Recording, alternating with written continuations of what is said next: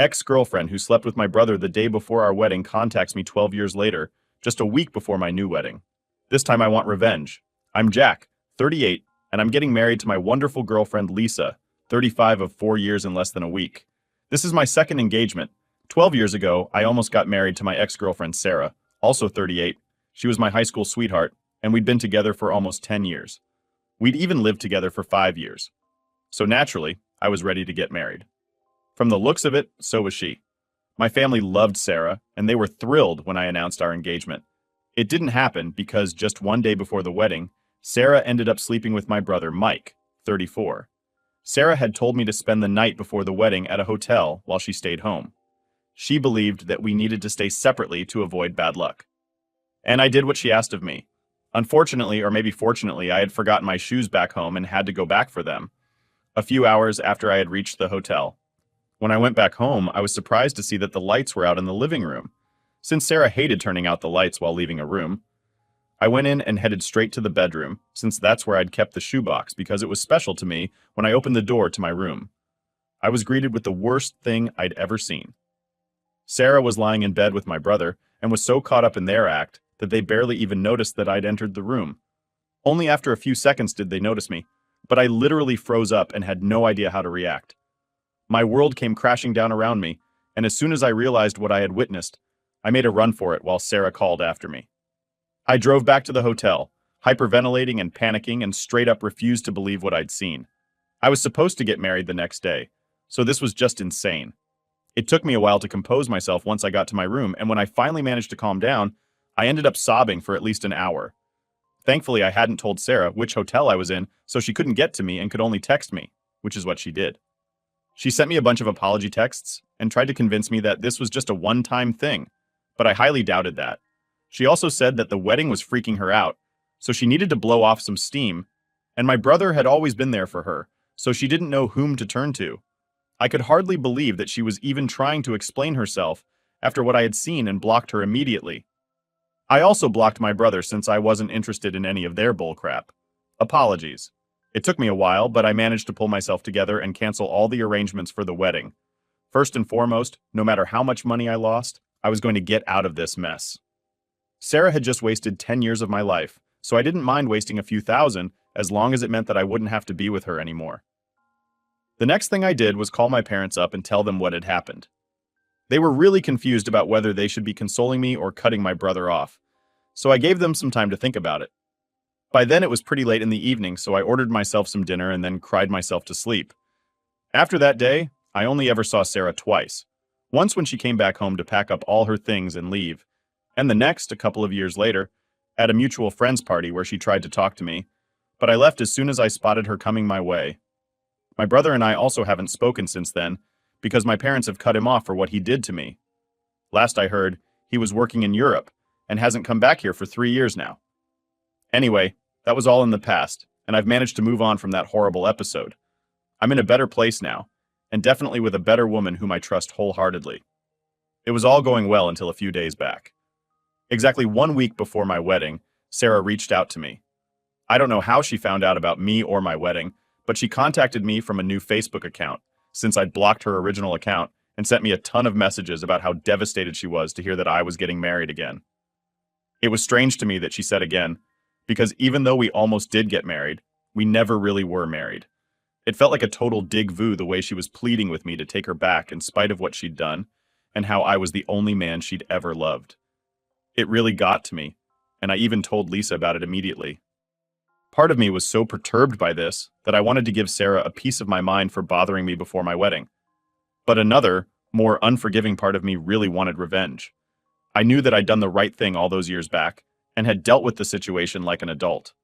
But this time, I wanted to mess her up so badly that she wouldn't even think of ever getting back in touch with me again. When I told Lisa what I was feeling, she was totally on board with it as well. Because even though she'd been cheated on in the past, and while it wasn't a 10-year relationship, it still hurt. So she knew how I felt. Lisa, though, wasn't just on board. She was all in pushing me to go further than I'd ever considered. She looked at me, her eyes called, and said, "Jack, that woman deserves everything that's coming to her. You want revenge? Let's do it right." She was ruthless, and it kind of shocked me. I never saw this side of her before, but there it was clear as day. So this time, instead of just letting it go, we came up with a plan to get revenge and make sure that Sarah went through the same heartache that she put me through. This is why a couple of hours after I received her text, I decided to text her back, saying that I was finally ready to talk to her. She told me that she was ready to come to my place right that second, but I told her to get a room in a nearby hotel, and I'd meet her there the next day so that Lisa wouldn't feel suspicious. Of course, Lisa was right beside me while I was talking to her. She agreed to all of it, and so the next day, I went to her hotel. At the time we agreed upon. She seemed overjoyed to see me and was actually crying happy tears, but she'd be crying real tears in a couple of minutes. She sat me down and started explaining how she'd been so sorry about what had happened for these past 12 years and wanted to make it up to me, but didn't know how to get through to me until she heard from a friend that I was getting married again. And she just knew that she had to text me one last time, or else she'd lose me forever. I listened to her intently and even pretended to be interested and held her hands while she spoke. Meanwhile, I was just waiting for Lisa to show up. Almost 20 minutes later, there was a knock on the door and I rushed to open it. Lisa entered, followed by all our groomsmen and bridesmaids wearing masks of my brother's face. They carried a cake in as well, and even that had my brother's face smiling up at us. My ex was horrified and couldn't even come up with words to say anything. We yelled surprise while she looked on with a shocked expression on her face, because I'm sure nobody would have ever seen this coming. We managed to convince the hotel staff that we were surprising her, and it was relatively easy since she'd already informed them to let in any guest who wanted to visit her, which she'd meant just for me. But I had other plans after she was able to process what was happening. She started sobbing and mumbling some incoherent gibberish while crying, but I wasn't going to let her off the hook that easily. She had the audacity to message me just a week before my wedding, even after cheating on me with my own brother a day before we were supposed to get married, so now she'd have to face the consequences of her actions. I told her that this was what she deserved, and that if she thought she ever had a chance with me after cheating on me, then she was dead wrong. She had no business texting me after what she'd put me through, and I was glad that she was hurt by what I'd done because she'd brought it upon herself. I was really cold and curt while seeing all of this, but she continued to sob and said that if I didn't want her back, then I should have just ignored and blocked her instead of going out of my way to humiliate her this way. But I didn't feel sorry for her in the slightest. Not then and not now. I told her never to speak to me again and then left her crying by herself in the hotel room. Now I'm supposed to get married in 2 days, but some of Lisa's friends want me to apologize to Sarah, since they think that the way I told her off that day was harsh, and no matter what she'd done, she didn't deserve this. My groomsmen don't share this sentiment since they've known me since middle school, and they're also well aware of how I had to battle depression and fight for my life in the years following my breakup with Sarah because of what had happened. They also knew how much I loved her and what she'd meant to me, so they didn't mind what I'd done. Lisa's friends had probably been expecting some high school drama that they could gossip about later, but this was too raw and real for them. My fiancé, GCE, is on my side and doesn't think I should apologize, but her friends are refusing to be part of the wedding. If I don't do that now, I'm really torn because on one hand, I don't want Lisa to be upset on our wedding day. After all, she really values her friends, but I also don't think I owe Sarah any apology at all. She could have just stayed out of my life and this never would have happened, but she just didn't want to see me happy. In fact, she's still trying to play the victim here and keeps sending me texts from spam accounts about how I broke her heart and that this will definitely come back to me someday. I don't particularly care for this brand of emotional manipulation, not from Sarah, and most certainly not from Lisa's bridesmaids. I know that she's never going to tell me to apologize just for her sake, but I sort of feel obliged to at this point. And that's why I'm here. I'm running out of time, and I need to decide what I'm going to do right now. So the response to this has been pretty diverse, to say the least. There's just 1 day to go until the wedding, and I've decided to speak to Lisa before I actually do anything. Like most people suggested, I talked to her about how I'd been feeling, and as soon as I told her, she said that I absolutely didn't have to apologize to Sarah just because her bridesmaids thought so. If that offended them, then they could skip the wedding. She told me that her bridesmaids had no idea what had happened, and most of them thought that I'd overreacted, even when she explained that Sarah and I had been together for a decade and had cheated on me with my brother. Things that are incomprehensibly cruel and don't deserve to be forgiven. But they weren't convinced and still believed that I was being unreasonable and owed her an apology. So she gave up trying to explain my side of things to them, and even told them that they didn't have to attend our wedding if they didn't feel like it. She hasn't spoken to her friends in 1 whole day, and it seems really unlikely that they'll be attending. One of them even paid her back for the cost of the bridesmaid dress that she'd bought them all, and she thinks that most of them are going to skip. Lisa is putting up a strong front for my sake, but I know she's hurting since these women have been her friends since high school. Lisa says she doesn't care, but I know she does deep down, so I've decided to talk to her friends and try to convince them myself. As for Sarah, well, she's still being a total pain. A few hours ago, she managed to call me and then wasted 15 whole minutes trying to argue with me. She was really trying to convince me that I was still in love with her, but was just too proud to admit it. Why is she saying that? Well, apparently it's because I went to such lengths only to humiliate her. So it obviously meant that I still did have feelings for her deep down. Yeah, she's right. But those feelings are of hate and disgust. For whatever reason, she believes that I just wanted to see her one last time, which is why I'd held her hands while she was talking. But honestly, that was just a shocker. Even more, I literally laughed in her face while talking to her, hoping that she'd get the hint. But she kept on blabbering about how we were soulmates and that I needed to call off the wedding before I made a huge mistake. Honestly, the only reason I'm even entertaining any of this is so that she doesn't end up doing anything stupid. I've been trying to get through to her parents so they can take her away, but haven't been able to get through. So I'm just waiting for them to respond. After that, I'll finally be able to get rid of her once and for all. Don't get me wrong, I still hate her, but I also don't want her to hurt herself. I'm not that inhuman. Hey guys, so we're officially married now. It's been a couple of days since the ceremony, and I still can't believe it. She's now my wife. I'm thrilled. But unfortunately, there's still sad news. Her friends ended up not showing up to the wedding, despite my attempts to get them to come. I personally called each of them up to explain why I'd done what I'd done, and why I didn't want to apologize. But they didn't care much for it. Even when I asked them to attend just for Lisa's sake, they weren't too hot on it. It just seemed bizarre to me, because I'd surely attend a friend's wedding, even if I didn't particularly like the person they were getting married to. I only learned the real reason yesterday when Lisa finally confessed that she'd had a feeling her friends wouldn't attend. Whether or not I apologized, simply because she'd refused to do what they'd asked of her and had disagreed with them. They didn't like that one bit, and believed that they were all one unit, so they always needed to have a united front.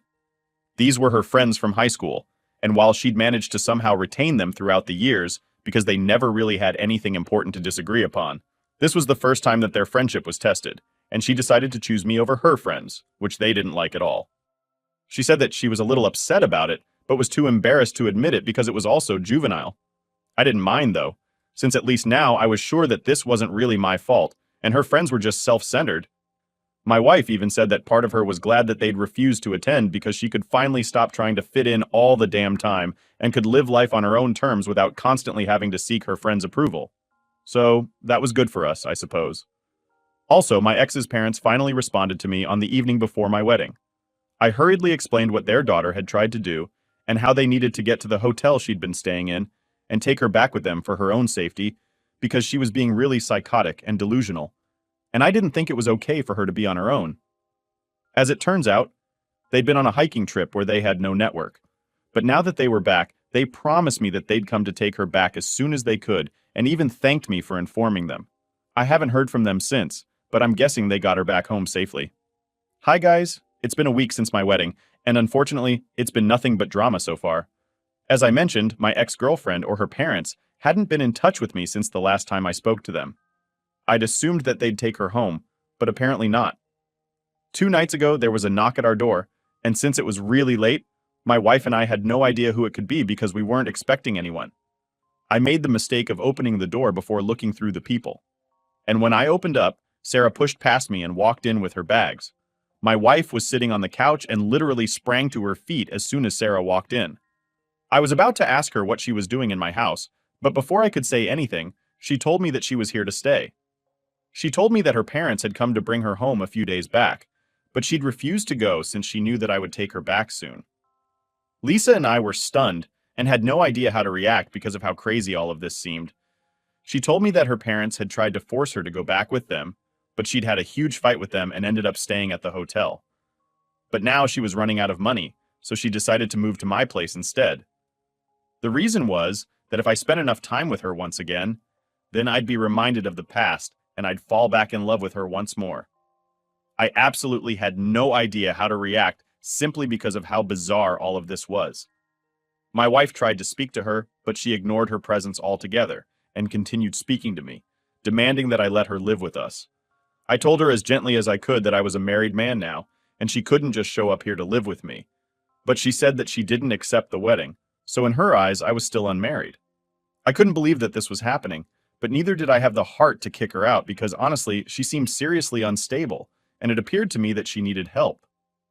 Lisa, on the other hand, wasn't having any of it. She snapped at Sarah, saying, "You're out of your damn mind if you think you're staying here." Jax moved on. "Get a grip, Sarah." The look on Lisa's face was ice cold, and I could see that she was just about ready to throw Sarah out herself. So I sat Sarah down and told her to wait in the living room while I went to the bedroom with Lisa to discuss what we should do next.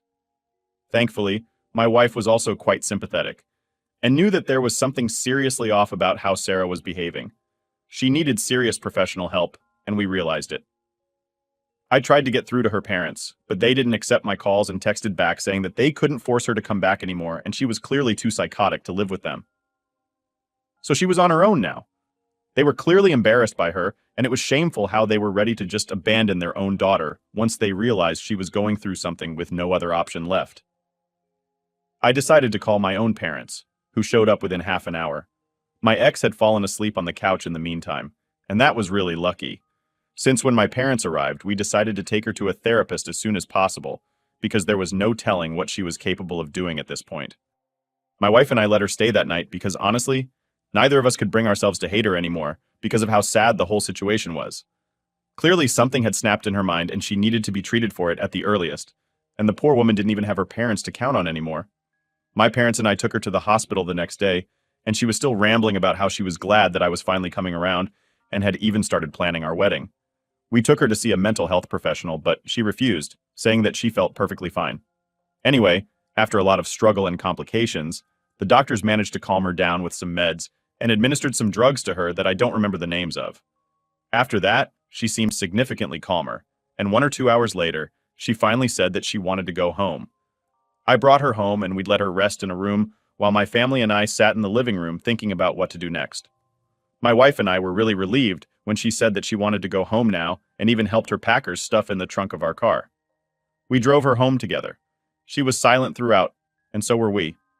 Because what could we even say in a situation like this? Once she got home, she apologized to both of us for the trouble that she'd caused, and said that she was ashamed of everything that had happened. My wife and I felt incredibly awkward during this whole thing, but we told her that it was all right and advised her to take care of herself before driving back home. I didn't know if it would help or not, but I did contact Sarah's mother and filled her in on everything that had happened, and I guess that finally made them realize the gravity of the situation. She told me that she'd moved in with her daughter and said that she'd keep us updated, and despite whatever has happened so far, my wife and I truly wish that she gets better. A few days after we dropped Sarah off at her parents' place, things started to settle down. Lisa and I were finally beginning to enjoy the calm after the storm. We tried to focus on our new life together and put all the chaos behind us. I wanted to believe that the worst was over, but deep down, I knew it might not be that simple. Lisa, however, was on edge. She couldn't stand the idea that Sarah might pop back into our lives at any moment. Jack. She snapped one evening, "If that crazy woman comes back, I'm calling the cops. I've had enough of her drama ruining our lives." Her frustration was palpable, and I couldn't blame her. Sarah had caused enough turmoil to last a lifetime. Then, just as we were starting to breathe easy, there was another knock at our door late one night. My heart sank, and Lisa's face hardened with anger. "If it's her again, I'm not dealing with this," she hissed, storming off to the bedroom. I took a deep breath and opened the door, half expecting to see Sarah standing there. Instead, it was Sarah's mother. She looked exhausted and worried.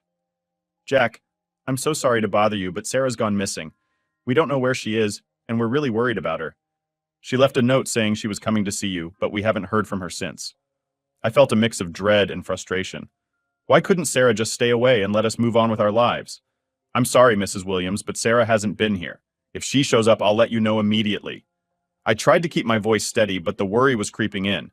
After she left, I went to the bedroom to tell Lisa what had happened. She was furious. "Great. Now she's missing. What's next, Jack? Is she going to crash our honeymoon too?" I tried to calm her down, but Lisa was having none of it. "I've had enough of this. We need to get a restraining order or something. This can't keep happening." The next few days were tense. We kept expecting Sarah to show up out of nowhere, but there was no sign of her. Then out of the blue, we got a call from the hospital. Sarah had been found wandering the streets, disoriented and confused. They had admitted her for psychiatric evaluation, and she was finally getting the help she needed. Lisa's reaction was cold. Well, maybe now she'll stay away from us for good. I couldn't help but feel a pang of guilt. Despite everything, I didn't want Sarah to suffer. I just wanted her out of our lives. Weeks passed, and we finally got the peace we had been craving. Sarah's parents kept us updated on her progress. She was getting treatment, and they assured us she wouldn't be bothering us again. I hope they were right. Lisa and I focused on our future. We started making plans for our honeymoon and tried to leave the past behind. But Lisa's demeanor had changed. She was more guarded, more distant. I knew the whole ordeal had taken a toll on her, on both of us. One evening, as we sat on the porch watching the sunset, Lisa turned to me and said, "Jack, I know this hasn't been easy, and I know I've been a bitch about it, but I just can't handle any more surprises. We need to move. Start fresh somewhere far from here." I nodded, understanding her need for a clean break. "You're right, Lisa. Let's find a new place and make it ours without any ghosts from the past." So that's what we did. We sold the house, packed our things, and moved to a new town where nobody knew our story. It wasn't easy starting over, but it felt like the right thing to do. We needed to put the past behind us and focus on the future. In the end, the whole mess with Sarah brought Lisa and me closer in a way. We learned to lean on each other to support one another through the chaos. And while it wasn't the fairy tale ending we'd hoped for, it was our new beginning. And that was enough.